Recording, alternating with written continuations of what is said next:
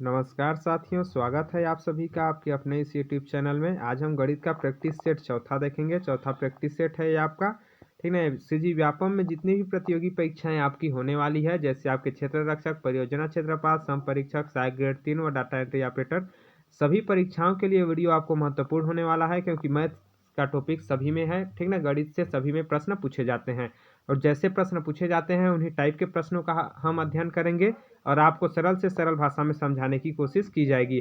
तो वीडियो देखेंगे तो आपके 3 से 4 नंबर इसमें पक्के हो जाएंगे यदि आप प्रश्नों को समझ जाते हैं। तो प्रश्नों का आंसर यदि आपको समझ में आ जाएगा तो उस टाइप से आपके पास 2 से 3 प्रश्न जरूर फंसेंगे, क्योंकि प्रश्न हमेशा सेम टाइप का रहता है, ठीक ना। टॉपिक सेम रहते हैं, केवल शब्दों या अंकों का मिस्टेक रहता है, अलग अलग रहता है।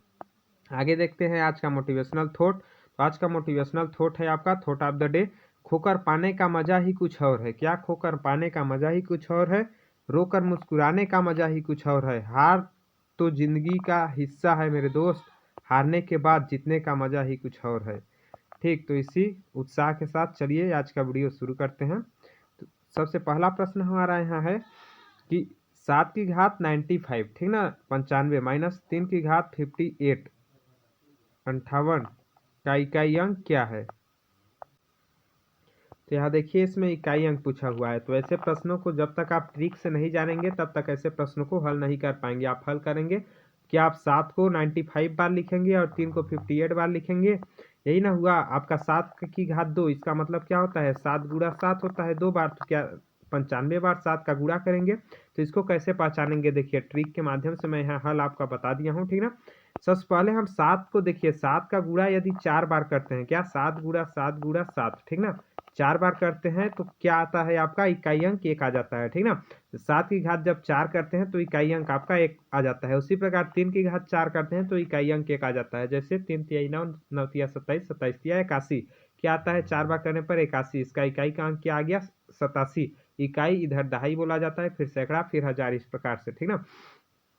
तो हम हमारे पास पूछा है इकाई का अंक, तो जब भी हमारे पास 7 व 3 के घात में कुछ भी हो तो अपने को क्या करना है? घात में जो हो उससे 4, उसको 4 से भाग दे देना है। जैसे देखिए यहाँ क्या था, हमारे प्रश्न में था 7 की घात 95 है, ठीक ना। 7 की घात 95 है तो देखिए 4 को 95 से हमने भाग दे दिया। तो जैसे ही हम 4 से 95 को भाग देते हैं तो जो शेष फल आता है, शेष फल यहाँ हमारा कितना आया? 3, ठीक ना। तो जो शेष फल आता है उतने घात हम बचा के बाकी काट देते हैं। जैसे देखिए शेष फल यहाँ 3 आया, ठीक ना। तो 7 की घात 4 में कितना आया? इकाई अंक 1 आया। तो 7 की घात कितना बचा? अब 3 बचा, तो 7 का 3 बार यहाँ गुणा कर देंगे। देखिए 7 की घात 95 का क्या होगा? जितना शेष फल आया उतने बार 7 का गुणा कर दीजिए। 3 आया शेष फल तो 3 बार 7 का गुणा कर दिए, क्या आया? 343 आया। तो इसका इकाई अंक आपका 343 आ गया, ठीक ना। उसी प्रकार 3 की घात क्या है? 58, 3 की घात 58 है, तो 58 को हम 4 से भाग दे दिए, 58 को 4 से भाग दे दिए। 4 से भाग देने के बाद हमारे पास शेष फल आया है, शेष फल क्या है? 2, शेष फल 2 आया है। तो 3 का गुणा 2 बार करेंगे, यहाँ देखिए 3 का गुणा 2 बार किया गया है। 3 का गुणा 2 बार करेंगे कितना आएगा? 3 तिहाई 9, तो इसमें इकाई अंक क्या आया हमारे पास? 9। लेकिन हमारे पास पूछा क्या है? उसका अंतर पूछा है, ठीक ना। हमारे देखिए हमारे पास यहाँ पूछा गया है कि 7 की घात 95 माइनस 3 की घात 58 बराबर क्या होगा, ठीक ना। तो 7 की घात 95 बराबर हमने अभी क्या निकाला आपका? 343 निकाला, ठीक ना। तो यहाँ हम 343 रख सकते हैं, या 43 जो भी आप रखिए, आपको घटाना है या इकाई अंक केवल ज्ञात करना है, ठीक ना। तो मान लीजिए हम यहाँ 343 रख देते हैं। उसके बाद 3 की घात 58 बराबर हमने क्या निकाला? 9 निकाला। 9 निकाला तो यहाँ 9 रख देते हैं, ठीक ना, क्योंकि अपने पास इकाई अंक ज्ञात करना है। अब देखिए इसमें यदि हम 9 को घटाते हैं 343 में यदि हम 9 को घटाते हैं तो यहाँ 3 में 9 नहीं जाएगा, लेकिन 3 से एक हासिल लेंगे तो 13 हो जाएगा। 13 में 9 जाएगा आपका 4 बचेगा, लास्ट में 4 बचेगा। इकाई अंक अपना कितना आ गया? इकाई अंक अपना आ जाएगा 4, ठीक ना। तो इसमें 4 सही आंसर हो जाएगा आपका, इकाई अंक 4, जो कि ऑप्शन में दिया हुआ है, आप यहाँ देख सकते हैं। ऑप्शन नंबर बी में, ऑप्शन नंबर बी आपका सही आंसर हो जाएगा 4 इसका। चलिए अगला प्रश्न देखते हैं। इसमें मैं लिख के आपको इसलिए दे दिया हूँ, ठीक ना, क्योंकि मोबाइल में लिखने से अच्छे से समझ आपको नहीं आता होगा, इसलिए मैं लिख कर ही आपको आंसर दे दिया हूँ। उसको मैं आपको समझा दूंगा, कैसे एक्सप्लेन कर दूंगा कैसे आंसर आया, ठीक ना। और इसका पीडीएफ भी आपको टेलीग्राम ग्रुप में मिल जाएगा, आप टेलीग्राम ग्रुप में ज्वाइन हो जाइएगा। आप पीडीएफ से भी अच्छे से देखकर समझ सकते हैं, आप भूल जाते हैं तो फिर भी समझ सकते हैं, तो उससे आपका क्या होगा? कंठस्थ हो जाएगा आपको। ये देखिए ये आपका सिंप्लीफिकेशन के प्रश्न है, ठीक ना, सरलीकरण का। यहाँ दिया हुआ है कि बट्टा में गुणा भाग, है ना, तो इसका मान क्या होगा, ठीक। तो इसको कैसे हल करेंगे आगे देखिए। सबसे पहले आपको सरलीकरण का एक नियम आना चाहिए, बोडमास रूल जिसको बोला जाता है, ठीक ना। हिंदी में लिख दिया हूँ, इंग्लिश में होता है BOD या MES। बी मतलब ब्रेकेट, जिसका मतलब होता है को मतलब कोष्टक, को का भागुयोग, का मतलब इसका गुणा भी होता है, और का लिखा रहता है, ठीक ना, लेकिन उसको करते हैं गुणा। उसके बाद भाग होता है, गु का गुणा होता है, योग का योग, घ का घ। मतलब सबसे पहले कोष्टक को हल करते हैं, फिर का को हल करते हैं, फिर भाग, फिर गुणा, फिर जोड़ को हल करते हैं, फिर घटाव को हल करते हैं, ठीक ना। तो हमारे पास यहाँ क्या दिया हुआ है देखिए। सबसे पहले इस बट्टे का मतलब आप समझिएगा, इस बट्टे का मतलब होता है भाग, बट्टा का मतलब क्या होता है, भाग होता है, ठीक ना। तो ये यदि हम 4 स्टेप में बट्टा लिखें तो आप कंफ्यूज हो जाओगे, तो इसी को हम क्या करेंगे, इसको मैं भाग में चेंज कर दिया हूँ यहाँ से, ठीक ना। देखिएगा नीचे यहाँ मैं भाग में चेंज कर दिया हूँ आपका, ठीक ना। जैसे ये देखिए यहाँ बट्टा था, ठीक ना, यहाँ बट्टा है तो इसको मैं भाग बना दिया हूँ और लिख दिया हूँ। अब इससे क्या करेंगे, हमने कोष्टक यहाँ क्यों लगाया है, क्योंकि यहाँ भाग लगाए हैं, ठीक ना, बट्टे को भाग लगाए हैं इसलिए हम यहाँ कोष्टक कर दिए हैं। अब हम सबसे पहले किसको हल करेंगे, तो सबसे पहले यहाँ भाग चिन्ह दिख रहा है, इस भाग को हल करेंगे। तो भाग को हल करेंगे तो क्या होगा जाएगा, भिन्न का जब भी भाग करते हैं उसको गुणा में चेंज करते हैं तो ऊपर का नीचे, नीचे का ऊपर हो जाता है। देखिए यहाँ भाग दिया हुआ है, इसको हमने यहाँ गुणा में चेंज किया, गुणा में चेंज किया तो ये 5 जो है आपका ऊपर चला गया और 3 नीचे हो गया। यही होता है भिन्नों का, जब आप गुण देखेंगे तो भाग को गुणा में चेंज करते हैं तो हर अंश में चला जाता है, अंश हर के स्थान पर, ठीक ना। तो यहाँ देखिए ये चेंज हो गया। अब जैसे ही ये चेंज हुआ, यहाँ से हम इन तीनों का गुणा कर देते हैं, 7 दूना 14, 14 पंचे 70, 70 यहाँ आ गया। उसके बाद 3 तिया 9, 9 तिया 27, तो 27 आपका यहाँ आ गया। अब इस स्टेप को हल करते हैं तो इसमें देखिए 1 सही 2/3 है, क्या है, 1 सही 2/3 है। इसको करते हैं तो 3 1 कम 3 हो जाता है और 3 और 2 5 सही के रूप में रहता है। उसको कैसे चेंज करते हैं, 1 सही 2/3 है तो इसको इससे गुणा करते हैं, 3 1 कम 3 प्लस 2/5 करते हैं, ठीक ना। तो इस प्रकार से आपका यहाँ आ गया 5/3। अब 5/3 आया, 2 + 5/3, तो इसका यहाँ गुणा किए, 3 दूना 6 और 6 और 5 11, तो 11/3 आ गया। बीच में भाग है तो भाग, अब भाग को गुणा में चेंज करेंगे तो 3 ऊपर चला जाएगा और 11 जो है नीचे आ जाएगा। उसी को हमने नीचे अगला स्टेप में कर दिया है, 70/27 गुणा 3/11। अब 3 से आपका, 3 से जो है 3 1 कम 3, 3 9 27 हो गया यहाँ। उसके बाद 11 9 99 हो गया और 70 का 70, 70/99 इसका सही आंसर हो गया, जो कि आपके इसमें दिया हुआ है, ऑप्शन नंबर बी में दिया हुआ है, 70/99 आपका सही आंसर हो जाएगा। चलिए अगला प्रश्न देखते हैं।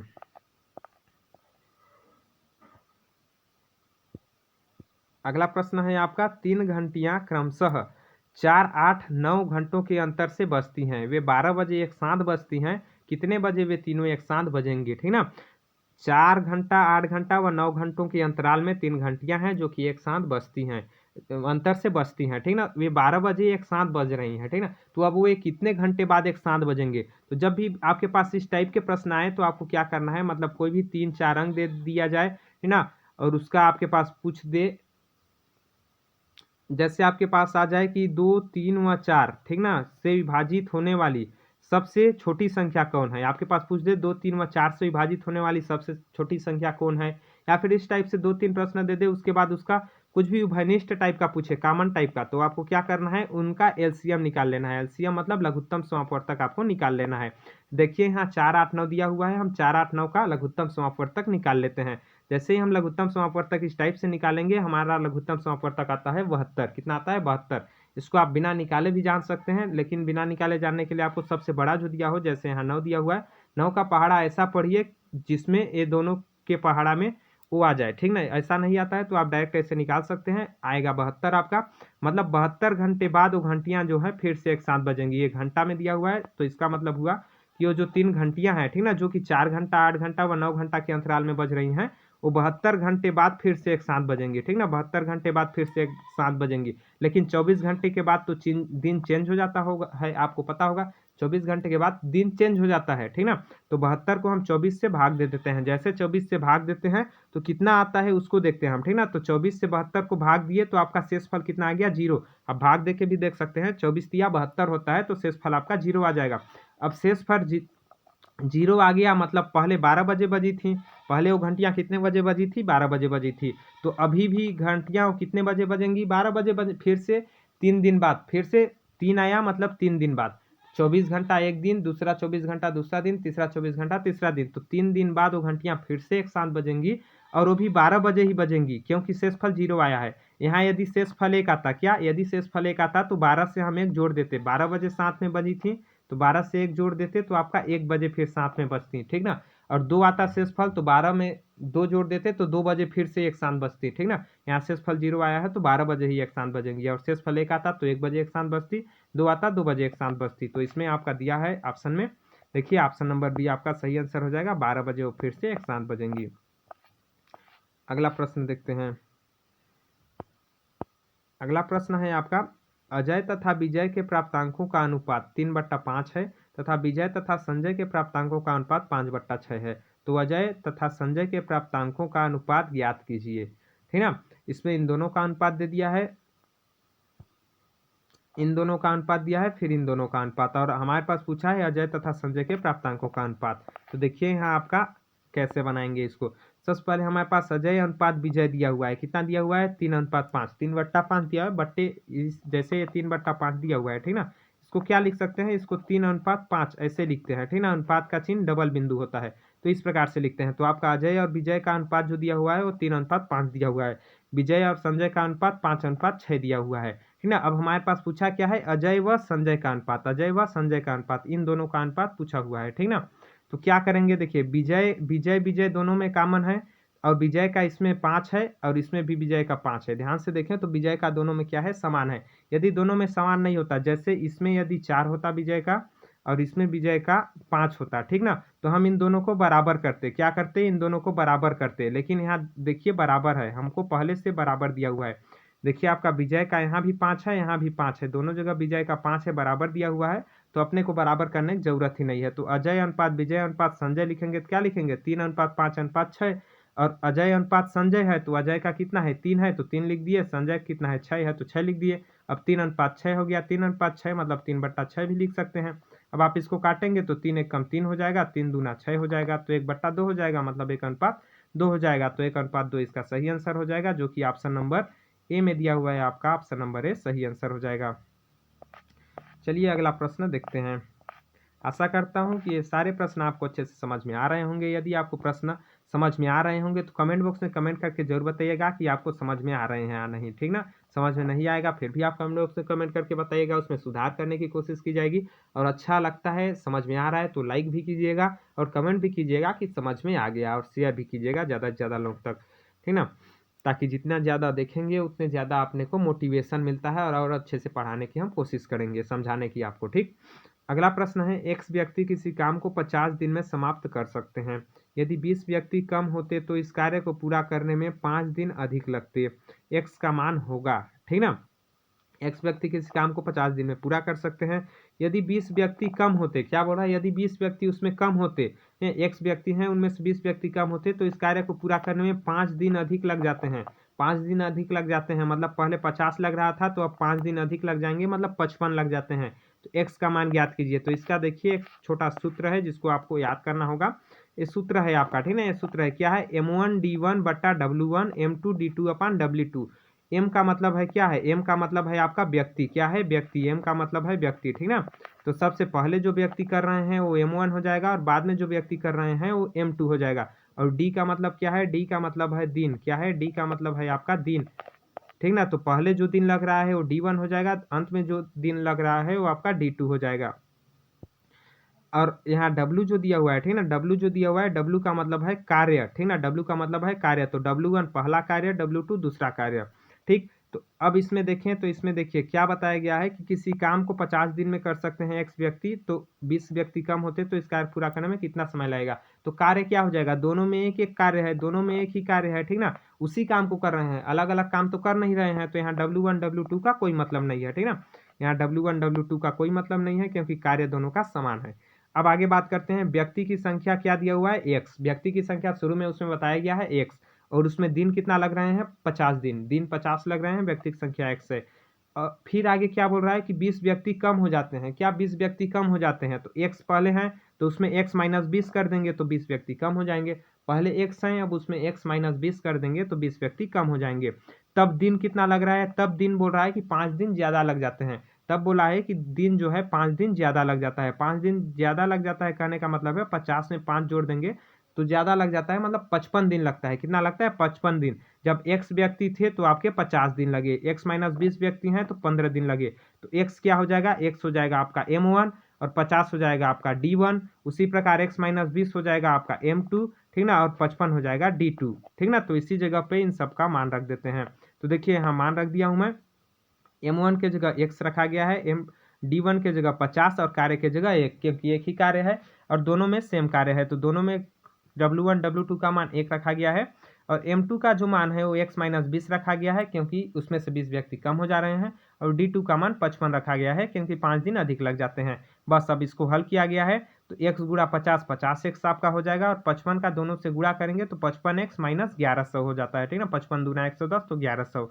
अब देखिए, अब 50x को इधर ले जाते हैं और इसको इधर ले जाते हैं 1100 को, ठीक ना। तो 55x माइनस 50x बराबर 5x हो जाएगा, और 1100 का 1100। उसके बाद हम x का मान निकालेंगे, x बराबर हो जाएगा 1100 बट्टा 5, 1100 बट्टा 5। अब 5 को जब इससे काटेंगे तो आपका हो जाता है 5 दूना 10, 5 दूना 10, 5 शून्य शून्य, 220। तो 220 आपका x का मान निकल कर आ जाता है। 220 आपका सही आंसर हो जाता है, जो कि आपके ऑप्शन नंबर डी में दिया हुआ है 220, ये आपका सही आंसर हो जाएगा। चिंता मत कीजिएगा, आप नोट उतारने की जरूरत नहीं है, पीडीएफ आपको टेलीग्राम ग्रुप में मिल जाएगा। टेलीग्राम ग्रुप का लिंक आपको डिस्क्रिप्शन बॉक्स में मिल जाएगा, वहां जाकर आप ज्वाइन हो जाइए, वहां पीडीएफ मिल जाएगा, वहां से आप अच्छे से इसको उतार लीजिएगा, समझ लीजिएगा, जो करना हो आप कर सकते हैं। अगला प्रश्न यहाँ हमारा है कि 15 किलोग्राम का 10% उतना ही है जितना 12.5 किलोग्राम, मतलब 12.5 किलोग्राम का x% है, x का मान ज्ञात कीजिए। तो हमारे पास क्या बोला? 15 किलोग्राम का 10%, उतना ही है मतलब बराबर है, उतना ही है मतलब बराबर है 12.5 किलोग्राम के x% के बराबर, ठीक ना।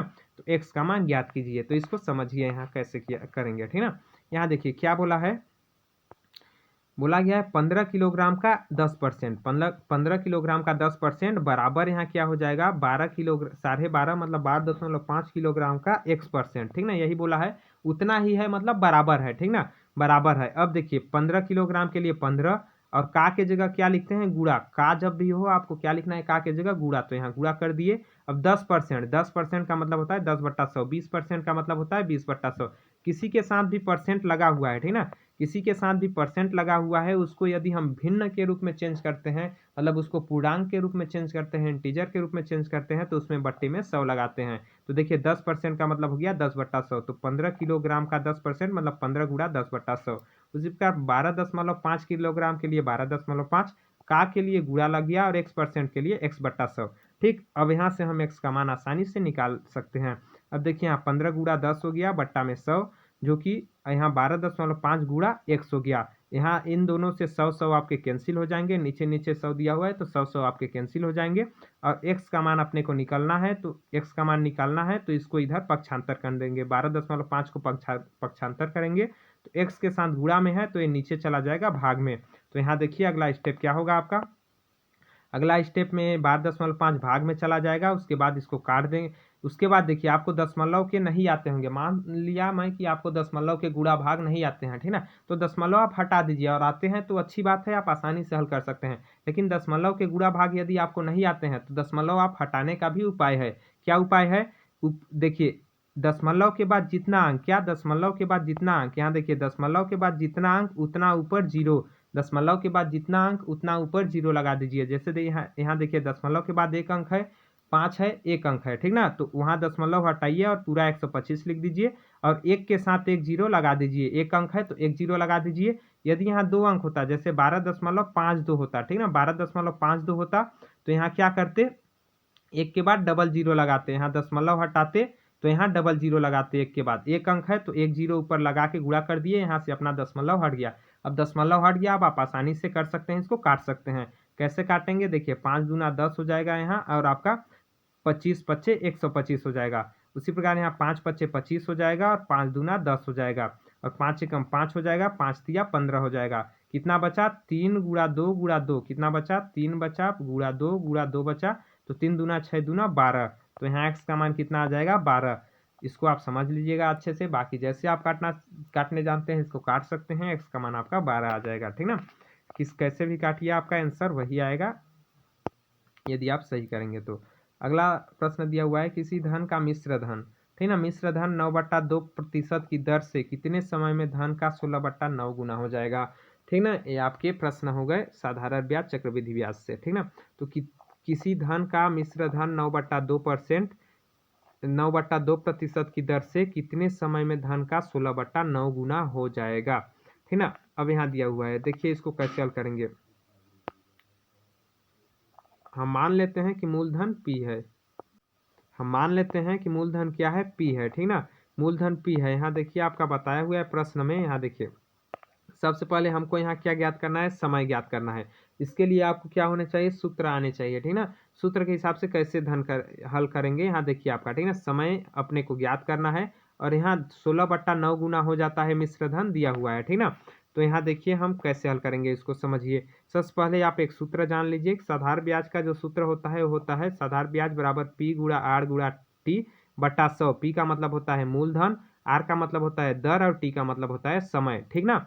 तो यहाँ देखिए हम मान लेते हैं कि मूलधन P है। मूलधन मतलब क्या होता है, जो हम जमा किए हैं, कोई भी राशि जमा किए हैं, ठीक ना, वो P है। तो मिश्र धन क्या होगा, मिश्र धन होगा 16/9P, क्योंकि वहाँ प्रश्न में बताया गया है कि कोई भी धन, ठीक ना, 9/2% की दर से, जो कि R का मान है, R का मान कितना है 9/2%, 9/2% की दर से अपने धन का 16/9 गुना हो जाता है। 16/9 गुना हो जाता है, वो क्या हो गया, मिश्र धन हो गया। मूलधन हम P माने तो उसमें P का गुणा कर देंगे 16/9 में, मतलब 16/9 गुणा P, तो आपका हो जाएगा मिश्र धन। अब ब्याज कैसे निकालते हैं, तो ब्याज निकालते हैं, आपका ब्याज बराबर होता है मिश्र धन माइनस मूलधन। ब्याज बराबर क्या होता है, मिश्र धन माइनस मूलधन। मिश्र धन अपने पास दिया हुआ है 16/9 P, ठीक ना, 16/9 P मिश्र धन दिया हुआ है, और मूलधन हमने माने हैं P, ठीक ना, दोनों को हम माने हैं। इसमें जब इसको घटाते हैं तो कितना आ जाता है, 16 माइनस 9P/9, तो कितना आ जाता है 7P/9, कितना आ जाता है 7P/9 आ जाता है। तो ब्याज अपने पास कितना निकल कर आ गया, 7P/9। तो यहाँ देखिए ब्याज का मान अपने को निकल गया है, P का मान हमने P माना है और R का मान यहाँ दिया हुआ है, T का मान अपने को निकालना है। तो सारे मान को हम यहाँ रख के मान निकाल लेते हैं, आराम से आपका निकल जाएगा। ब्याज का मान यहाँ रख दिया आपका, P का मान यहाँ P माने हैं 9 का, R का मान 9/2 और 100 नीचे रहता ही है, T का मान निकालना है। तो यहाँ क्या करेंगे, बस T को बचा के इधर बाकी सभी को पक्षांतर कर दीजिए। तो क्या होगा, नीचे जो दिया हुआ है वो ऊपर चला जाएगा और ऊपर जो है वो नीचे आ जाएगा, ठीक ना। तो 100 ऊपर चला जाएगा, देखिए 100 गुणा 7P हो जाएगा, और यहाँ 2 जो है वो भी नीचे है तो ये ऊपर चला जाएगा। बाकी ऊपर P गुणा 9 है तो P गुणा 9 आपका नीचे आ जाएगा, साथ में एक 9 नीचे है तो ये 9 आपका यहाँ रह जाएगा, ठीक ना। उसके बाद जब हम इसको हल करेंगे तो P से P आपका कैंसिल हो जाएगा। उसके बाद आपका हो जाएगा 7 दूना 14, 14 गुणा 100 हो जाएगा 1400, और 9 नहीं 81, मतलब 1400/81। जैसे ही इसको हम भाग देंगे इसमें तो आपका आ जाएगा 17.28। तो इस प्रकार से आपका 17.28 आपका सही आंसर हो जाएगा। तो इस प्रकार से आप सूत्र के अनुसार इसमें हल कर सकते हैं, आपका आंसर आ जाएगा। ऑप्शन नंबर बी में दिया हुआ है 17.28, जो कि आपको सही आंसर हो जाएगा। हमने धन को वहाँ P माना था, यदि आप धन को P नहीं मानते हैं मूलधन को, फिर भी इसको हल कर सकते हैं, लेकिन आपको अच्छे से समझ नहीं आएगा इसलिए मैं नहीं बताया। यदि आप थोड़े से पहले से जानते होंगे, ठीक ना, कुछ जानते होंगे तो आप इसको समझ जाएंगे। देखिए मूलधन को हम 9 मान लेंगे, क्या मानेंगे, मान लीजिए मूलधन कितना है 9, मतलब P को हम 9 मान लेते हैं, ठीक ना। P को 9 मान लेते हैं तो इसमें बढ़ कितना रहा है 16, 16 हो जा रहा है, मतलब 16 में 9 घटाएंगे तो कितना आएगा आपका 7, कितना आएगा 7। तो ब्याज यहाँ कितना हो जाएगा आपका 7, ब्याज कितना हो जाएगा 7 हो जाएगा। यदि हम मूलधन को 9 मानते हैं तो 16 हो जा रहा है, मतलब ब्याज 7 बढ़ रहा है, ठीक ना। तो यदि हम सूत्र में मान रखें 7 बराबर 9 गुणा 9/2, जो आपका R का मान दिया हुआ था, उसके बाद T को यहाँ रख देते हैं, बट्टा 100 करते हैं।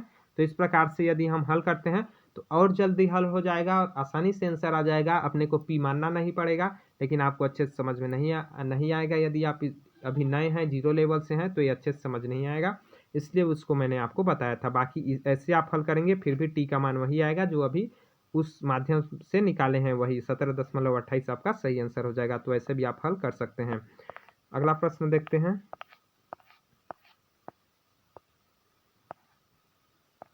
अगला प्रश्न दिया हुआ है आपका 6 सही 1/4% वार्षिक ब्याज की दर से कितने समय में 2560 रुपये का मिश्र धन 2890 रुपये हो जाएगा, ठीक ना। अब ये क्या है, आपका बताया है कि दर जो है 6 सही 1/4%, ये वार्षिक दर मतलब R का मान है 6 सही 1/4%, और 2560 रुपये का मिश्र धन कितना हो जाएगा 2560 रुपये क्या है ये आपका मूलधन। मूलधन मतलब पी का मान है, प्रिंसिपल मतलब मूलधन जो हम जमा किए हैं वो मान, ठीक ना।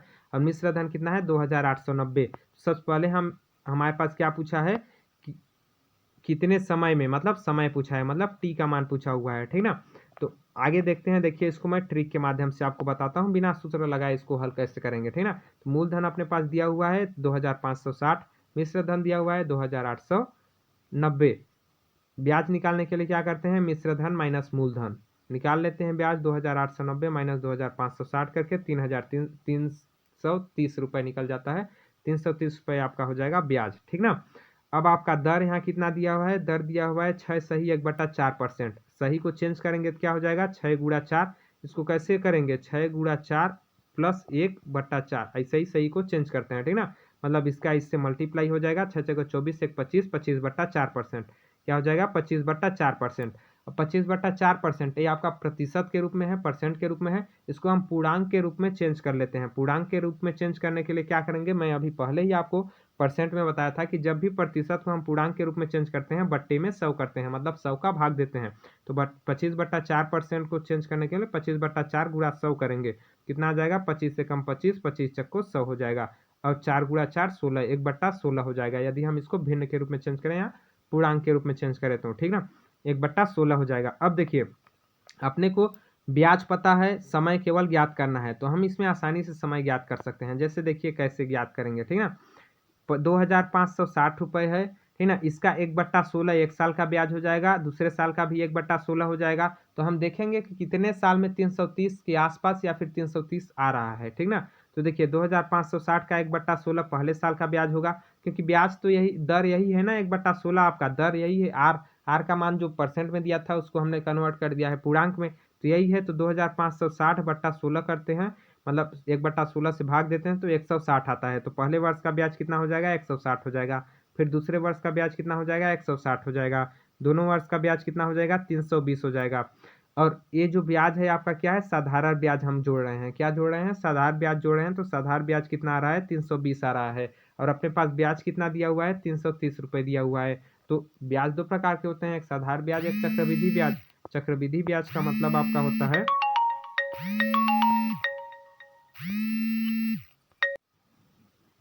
चलिए एक कॉल आ गया था, इसके लिए माफ़ी चाहता हूँ आप सभी से, ठीक ना, जिसकी वजह से यहाँ वीडियो अभी रोकना पड़ा था, ठीक। अब देखिए यहाँ आगे आपका क्या जोड़े हम 320 रुपये, ठीक ना। 160 रुपये पहले साल का ब्याज, दूसरे साल का 160 रुपये, ये साधारण ब्याज आपका है, ठीक है। दूसरा ब्याज आपका होता है चक्रवृद्धि ब्याज। दो ब्याज होता है, एक साधारण एक चक्रवृद्धि ब्याज। तो चक्रवृद्धि ब्याज जो आपका होता है वो ब्याज का भी ब्याज जुड़ता है, ठीक ना। तो पहले साल का ब्याज जो है 160 रुपये, इसका भी ब्याज यदि हम जोड़ेंगे तो वो कहलाएगा चक्रवृद्धि ब्याज। तो देखिए 160 रुपये का फिर से 1/16 होगा दूसरा साल में। दूसरा साल में तो इसका तो बना ही 1/16 ब्याज, जो कि 160 रुपये, लेकिन जो ब्याज है उसका भी 1/16 रुपये बनेगा, ठीक ना। 1/16 भाग बनेगा, मतलब उसका ब्याज का भी ब्याज बनेगा। तो 160 का 1/16 कितना हो जाएगा 10 हो जाएगा, ठीक ना। 160 का 1/16 मतलब 160/16 करेंगे तो आपका 10 आ जाएगा। तो 10 बच जाएगा, ठीक ना, चक्रवृद्धि ब्याज जोड़े तो आपका कितना हो जाएगा 160 और 160 ये दोनों 320 हो जाएगा, उसमें 10 फिर से जुड़ जाएगा तो आपके 330 रुपये हो जाएंगे। तो 2 साल का ब्याज आपका हो जाएगा 330 रुपये। तो आप अपने पास समय पूछा हुआ है तो समय आप 2 साल मार दीजिएगा, टिक, ठीक ना। और इसको आप हल नहीं कीजिएगा, इसको ब्याज का ब्याज नहीं जोड़ेंगे फिर भी जान जाएंगे। देखिए 2 साल का जब हम निकाले 160 तो 320 रुपये आया। 320 रुपये 5-10 रुपये का फर्क है, तो समझ लीजिए ना कि कोई दूसरा मान लीजिए साधारण है तो चक्रवृद्धि या मिश्रित कुछ भी ब्याज की गणना कर रहा होगा, वो तो अपने पास पूछा नहीं है कि किस ब्याज की गणना पूछा है कर रहे हैं, ठीक ना। वो तो केवल अपने पास समय पूछा हुआ है। तो यहाँ तो अपने को तुक्का लगाने मतलब यहाँ अपने को टिक करने से मतलब है ना, यहाँ एक्सप्लेन करने से मतलब नहीं है। आपका कोई 5 नंबर का प्रश्न नहीं है कि आपको हल करना है। यहाँ आपको कौन सा 4 ऑप्शन दिया हुआ है इसमें सही कौन सा होगा उसको बताना है। तो 2 वर्ष में ही आपके 320 आ जा रहे हैं, तो आप बिना हल किए भी उसको मार सकते हैं। वहाँ तक आप हल करेंगे 320 तक फिर भी मार सकते हैं, क्योंकि 330 है तो 5-10 का फर्क है। और आपका 2500 का 5-10 एक साल में नहीं होगा, ज़्यादा हो जाएगा, ठीक ना। तो इस प्रकार आपका इसका ऑप्शन नंबर ए सही आंसर हो जाएगा 2 वर्ष। अगला प्रश्न देखते हैं। अगला प्रश्न है आपका, एक व्यक्ति ने एक साइकिल खरीदी और उसकी मूल कीमत पर 20% छूट विक्रेता से उससे मिली, ठीक ना। एक व्यक्ति जो है जो एक साइकिल खरीदता है और उसकी मूल कीमत जो भी थी, मतलब जो भी कीमत दुकान वाला बताया था उस पर 20% की छूट देता है ठीक ना, डिस्काउंट देता है, उसने उसे फिर खरीद मूल्य के 30% लाभ पर बेच दिया। अब उस व्यक्ति ने तो साइकिल को खरीदा लेकिन उसको 30% लाभ लेकर बेच दिया, उसे साइकिल के मूल्य पर कितना प्रतिशत लाभ हुआ। ठीक ना, साइकिल का मूल्य जो दुकान वाला बताया था उसके हिसाब से उसे कितना प्रतिशत लाभ हुआ। तो चलिए देखते हैं इसका हल कैसे होगा। तो यहाँ आपने को बताया नहीं है कि कितने रुपए उसका मूल्य उसने बताया था, ठीक ना, और कितने रुपए में खरीदा, कुछ नहीं बताया है, केवल परसेंट के रूप में बताया है। तो हम मान लेते हैं कि माना साइकिल का अंकित मूल्य 100 रुपये है। अंकित मूल्य कहने का मतलब है आप गए दुकान में साइकिल लेने, तो दुकानदार ने जो मूल्य बताया, ठीक ना, आप गए दुकान में साइकिल लेने तो दुकानदार मतलब विक्रेता, दुकानदार को क्या बोलोगे, विक्रेता, ठीक ना, विक्रेता मतलब दुकानदार, दुकानदार ने जो मूल्य बताया उस मूल्य को हम अंकित मूल्य बोलते हैं। तो उसको हम मान लेते हैं कि 100 रुपये है, क्या 100 रुपये मान लेते हैं। अब आप बोलोगे क्यों 100 रुपये मान मान रहे हैं, हम 80 मान सकते हैं, 90, 200, 400, 800 कुछ भी मान सकते हैं, ठीक ना। लेकिन आपको अभी शुरू से इसका हल बता दूंगा लास्ट में, उसके बाद आपको बताऊंगा 100 रुपये हम क्यों माने हैं। ठीक, देखिए मान लेते हैं हम 100 रुपये हैं, ठीक ना, तो उस पर क्या दे रहा है दुकानदार, 20% छूट, 20% छूट दे रहा है, मतलब क्या हुआ 100। अब हम यहाँ क्यों माने, आप यहीं से समझ लीजिए 100 हम क्यों माने। जब भी हम 100 मानते हैं किसी भी परसेंट को तो क्या होता है, मान लीजिए 20% की छूट दे रहा है तो डायरेक्ट 100 माइनस 20 कर दीजिए 80। यदि 40% की छूट दे रहा होता तो यहाँ 100 माइनस 40 कर देते तो 60 आता, तो 60 हो जाता, ठीक ना, इसलिए हम 100 मानते हैं। यदि हम यहाँ 200 मान लेते हैं, क्या 200 मान लेते हैं, तो 200 में अपने को 20% निकालना पड़ता, 20% कितना होता है, 40 होता है। उसके बाद हम हल करते, 50 मानते तो 50 का फिर से 20% निकालते, मतलब 50 गुणा 20/100 करते। तो ये सब अपने को नहीं करना पड़ता है, मतलब कैलकुलेशन अपने को नहीं करना पड़ता है, इसलिए हम 100 मानते हैं। 100 माने तो अपने को 20% इसका निकालना ही नहीं है, केवल 100 में 20% का मतलब 100 में 20 घटा दीजिए, 80 आया, मतलब 80 रुपये में दुकानदार ने उस व्यक्ति को साइकिल को बेचा, ठीक ना। 100 रुपये है अंकित मूल्य, 20% छूट दिया तो 20% छूट दिया, 20% छूट का कहने का मतलब है कि 100 में 20% कम कर दिया, मतलब 80 रुपये में उस व्यक्ति ने साइकिल को खरीदा। अब उस व्यक्ति ने साइकिल को कितने रुपए में खरीदा, 80 रुपये में, तो खरीदा मूल्य या क्रय मूल्य कितना हो गया उस व्यक्ति के लिए, 80 रुपये, ठीक ना, 80 रुपये हो गया। अब वो व्यक्ति क्या किया, 80 रुपये में उस व्यक्ति ने साइकिल को खरीदा और 30% लाभ पर बेचा, क्या 30% लाभ पर बेच दिया, साइकिल को 30% लाभ पर बेच दिया। अब 30% लाभ का मतलब क्या हुआ कि 100 रुपये में मान लो उसको खरीदा है तो 130 रुपये में बेच रहा है, ठीक ना। अब यहाँ समझिए, मैं डायरेक्ट यहाँ कर दिया हूँ आपका, वैसे 2 स्टेप में इसको करना पड़ता तो डायरेक्ट किया हूँ, इसको समझिए। मान लीजिए 30% लाभ पर वो बेच रहा है साइकिल को, मान लीजिए वो साइकिल को 100 रुपये में खरीदा, यहाँ 80 रुपये में हमने निकाला है ना, खरीदा है, हम यहाँ मान लेते हैं कि 100 रुपये में खरीदा। यदि वह 100 रुपये में खरीदा तो 30% लाभ लिया, मतलब 30 रुपये और लिया, तो कितने रुपए में उसने बेचा, 130 रुपये में, मतलब 100 के सामान को 130 रुपये में बेचा, 100 के सामान को 130 रुपये में बेचा तो 30% का लाभ मिला, ठीक ना। तो यहाँ आपका 30% लाभ का मतलब क्या हुआ, 80 गुणा 100 का सामान 130 में बेचा, तो क्या करेंगे 80 गुणा 130/100, ऐसे ही आप करेंगे हमेशा, 80 गुणा 130/100, तो वो हो जाएगा आपका 30%, ठीक ना। तो यहाँ से देखिए ए जीरो से आपका ए जीरो कैंसिल हो जाएगा, ए जीरो से ए जीरो कैंसिल हो जाएगा, 13 कितना हो जाएगा 104, तो मतलब वो कितने में बेचा उस साइकिल को, 104 रुपये में, उस साइकिल को बेचा 104 रुपये में, और दुकानदार ने उसको मूल्य बताया था 100 रुपये, दुकानदार ने उसको मूल्य 100 रुपये बताया था, वो 80 रुपये में खरीदा और 104 रुपये में साइकिल को बेच दिया। अब कितने रुपए का उसको लाभ हुआ, वही तो पूछा है कि वास्तविक लाभ जो अंकित मूल्य से था उससे कितना % लाभ मिला उस व्यक्ति को, ठीक ना। तो 100 रुपये हम अंकित मूल्य माने थे, मतलब 100 रुपये में उस साइकिल को का रेट दुकानदार ने बताया था और 104 रुपये में बेच दिया, तो इसको लाभ कितने का हुआ, 4 रुपये का, कितने का लाभ हुआ, 4 रुपये का। अब हम यदि 100 ही माने हैं, ठीक ना, 100 माने हैं तो हम 4 रुपये मतलब डायरेक्ट 4% बोल सकते हैं, ठीक। यदि यहाँ हम 100 नहीं मानते, 200 300 मानते तो उसका 4% अपने को निकालना पड़ता, लेकिन हम 100 माने हैं तो उसका 4 रुपये जो है निकालना नहीं पड़ेगा, कितना % है, केवल 4% डायरेक्ट बोल सकते हैं, 4 आया, मतलब 4% आपका उसने ज़्यादा लाभ पाया, ठीक ना, दुकानदार के कीमत से। यहाँ से निकालेंगे अभी, तो देखिए कैसे निकालेंगे, लाभ % बराबर, परसेंट का मतलब क्या होता है, बट्टा में 100, तो 4/100 गुणा 100, 100 पेंसिल आपका हो जाएगा 4%। तो यहाँ हम लाभ % नहीं निकालेंगे फिर भी पता चल जाएगा, 4 रुपये अपने को ज़्यादा पाया, मतलब 4% का लाभ हुआ, ठीक ना। तो इसमें ऑप्शन नंबर सी आपका सही आंसर हो जाएगा, 4%। आशा करता हूँ ये आपको अच्छे से समझ में आ गया होगा। अगला प्रश्न देखते हैं, अगला प्रश्न और लास्ट प्रश्न है आपका, ठीक ना। ये है आपका राकेश एक संदूक 627 रुपये में खरीदता है। ठीक ना, राकेश क्या करता है, एक संदूक है जिसको 627 रुपये में खरीदता है तथा वह 30% और 20% की क्रमिक छूट पर बेच देता है। 30% व 20% की क्रमिक छूट पर बेच देता है। अब क्रमिक छूट क्या होता है उसको अभी मैं आपको बताऊंगा। तो बताओ उसे कितने प्रतिशत की हानि उठानी पड़ी। ठीक ना, बता दिया कि उसे हानि उठानी पड़ी, तो कितने प्रतिशत की हानि उठानी पड़ी। उस संदूक को उसने खरीदा कितना, 627 रुपये में खरीदा। इससे अपने को लेना देना ही नहीं है। देखिए कैसे इसको हल करेंगे।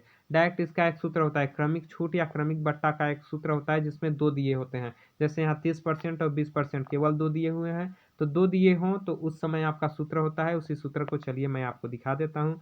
वो सूत्र आपका ये होता है, देखिए, क्रमिक छूट या फिर समतुल्य बट्टा, उसी को बोलते हैं। या तो क्रमिक छूट बोलिए या फिर समतुल्य बट्टा बोलिए। उसका सूत्र होता है R1 plus R2 minus R1 गुणा R2 बट्टा 100। वो जो भी आएगा वो परसेंट में हो जाएगा आपका। ठीक ना, R1 plus R2 minus R1 गुणा R2 बट्टा 100। R1 का मतलब होता है पहला पहला छूट परसेंट, जो भी छूट परसेंट हो। R2 का मतलब दूसरा छूट परसेंट होता है। ठीक ना, तो पहला छूट परसेंट अपने को यहाँ कितना है, देखिए R1 का मान अपने को यहाँ कितना दिया हुआ है, यहाँ देखिए आपके प्रश्न में। यहाँ आपको पहला छूट 30% है, दूसरा छूट 20% है। तो R1 का मान 30% है, R2 का मान 20% है। तो R1 बराबर 30 है, R2 बराबर 20 है। ठीक ना, तो यहाँ मान रख देते हैं। देखिए R1 का मान कितना है, 30 है, तो R1 का मान 30 रखे। R2 का मान 20 है, 20 रखे। R1 का मान 30 रखे, R2 का मान 20 रखे। बस अब आप इसको देखिए, A0 से आपका A0 कैंसिल, A0 से A0 कैंसिल, नीचे एक बचा, कोई मतलब नहीं। 3 दूना 6 हो गया, तो यहाँ 6 आ गया और 30 में 20 जोड़ दिए तो 50 हो गया। 50 माइनस 6 किए 44%। 44% आपका आ गया, मतलब 44% हानि उठाना पड़ा। ठीक ना, उसको उस वस्तु पर, उस संदूक पर। ठीक ना, तो 44% आपके ऑप्शन नंबर सी में दिया हुआ है। ऑप्शन नंबर सी आपका सही आंसर हो जाएगा और करेक्ट आंसर हो जाएगा। देखिए आज के जितने भी प्रश्न थे 10 प्रश्नों का अध्ययन मैंने आपको कराया है। आशा करता हूँ कि सारे प्रश्न आपको अच्छे से समझ में आ गए होंगे। आपको कैसे लगे सारे प्रश्न कमेंट बॉक्स में कमेंट करके जरूर बताइएगा। और आपको अच्छे से समझ में आया होगा फिर भी आप कमेंट बॉक्स में कमेंट करके बताइएगा, और नहीं आया होगा फिर भी बताइएगा। ठीक ना, ताकि मैं और अच्छे से इसको इम्प्रूव कर सकूँ। यदि आपको समझ नहीं आया होगा तो और अच्छे से समझाने की कोशिश की जाएगी। यदि आपको अच्छा लगा होगा तो शेयर जरूर कीजिएगा वीडियो को ज़्यादा से ज़्यादा। ठीक ना, क्योंकि लाइक नहीं आते हैं, व्यूज नहीं आते हैं, तो अपना मोटिवेशन जो है वो कम हो जाता है। ठीक ना, और पढ़ाने का मन नहीं करता है, समझाने का मन नहीं करता है। तो आप इसको शेयर जरूर कीजिएगा ताकि सभी तक ये जानकारी पहुंच सके। और उनको अच्छा लगता है तो लाइक करेंगे, देखेंगे, वरना नहीं देखेंगे। तो वीडियो देखने के लिए बहुत बहुत धन्यवाद आप सभी का। जल्द मिलेंगे अब अगले वीडियो में अगले प्रैक्टिस सेट के साथ। तब तक के लिए जय हिंद, जय भारत, जय छत्तीसगढ़।